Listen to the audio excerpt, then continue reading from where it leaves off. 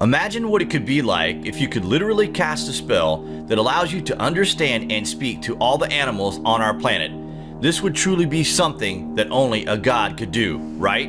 Then imagine you yourself could possess the power of the gods. What if there is such a book on this earth that literally allows the user to obtain the means to decipher the ancient secrets and master the earth, the sea, the air, and the celestial bodies?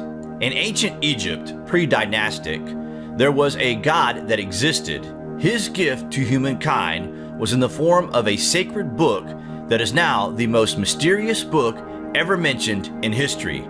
A book that had all the answers to every question in the universe, the key to understanding higher knowledge.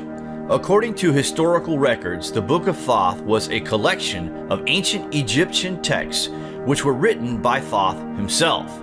They include numerous texts that were claimed to exist by ancient authors and a magical book that appears in Egyptian works of fiction. There is little doubt that it actually existed because it appears in a wide range of diverse papyri that have been found spread across the region. Wait till you hear this.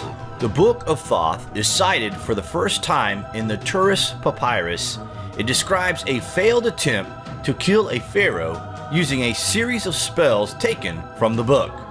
The book was hidden because of the overwhelming power it contains, probably to stop it falling into the wrong hands or someone who would seek to conquer. But there is an ancient text which describes where it would be found. It reads as follows.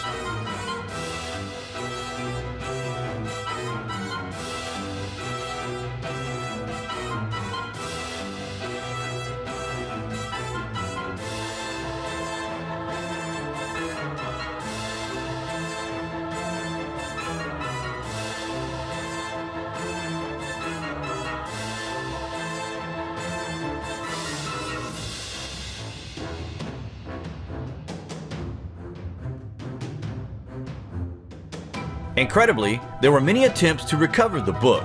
Neferkaptah was the one who succeeded, and he paid a terrible price. The gods killed all his family and tormented the young prince until he committed suicide. The book was entombed along with the prince. A final punishment from the gods enslaved the prince's ghost to protect the book until the end of time. But as time slipped by, the allure of the book was far too tempting, and more attempts were made to steal the book. The book was once again seized, and again the gods were angered, but the ghost of Prince Neferkaptah was still set to task. After more torment, the person in possession of the book returned the book to the tomb, and the tomb was again sealed for all time. This reflects the fact that the knowledge of the gods is not meant for ordinary human beings. It was believed that he who read the contents of the book would obtain the means to decipher and master secrets related to the earth, the sea, the air, and the celestial bodies.